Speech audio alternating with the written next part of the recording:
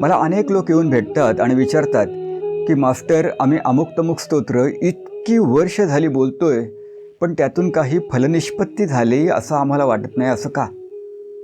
तुम्हाला स्तोत्राचं फल मिळत नाही कारण चुकीचे उच्चार करत तुम्ही ते स्तोत्र वर्षानुवर्ष म्हणता.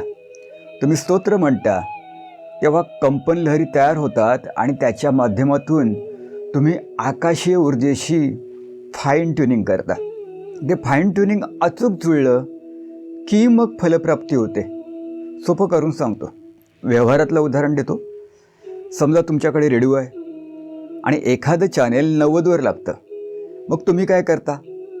रेडिओचा नॉब फिरवता आणि लाल जो काटा असतो तो परफेक्ट 90वर सेट करता. तसा तो सेट झाला की गाणं अगदी स्वच्छ ऐकायला येतं. पण तुमचा हात हलला आणि तो काटा 90.1 वर गेला तर किंचित खरखर ऐकू येते.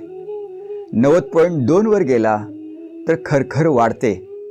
90.3 वर गेला तर खरखर जास्त आणि गाणं कमी. आणि 90.5 वर गेला, 6 वर गेला तर गाणं ऐकूच येत नाही, फक्त खरखर.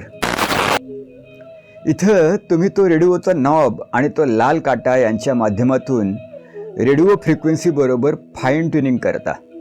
स्तोत्राच्या बाबतीतही हेच घडतं. तुम्ही उच्चारांच्या माध्यमातून कंपन लहरी तयार करता आणि त्यांच्या माध्यमातून आकाशीय ऊर्जेबरोबर, कॉस्मिक ऊर्जेबरोबर फाईन ट्युनिंग करता. हे फाईन ट्युनिंग व्यवस्थित होत नाही, म्हणजे 90.1, 90.2 असं होतं. त्यावेळी काय मिळतं तर खरखर. म्हणजे काय तर इच्छित फलप्राप्ती न्यून होते किंवा मिळतच नाही. हे फाईन ट्युनिंग करण्याचा एकच मार्ग आहे, तो म्हणजे करेक्ट उच्चार आणि त्यातून तयार होणाऱ्या करेक्ट कंपन लहरी.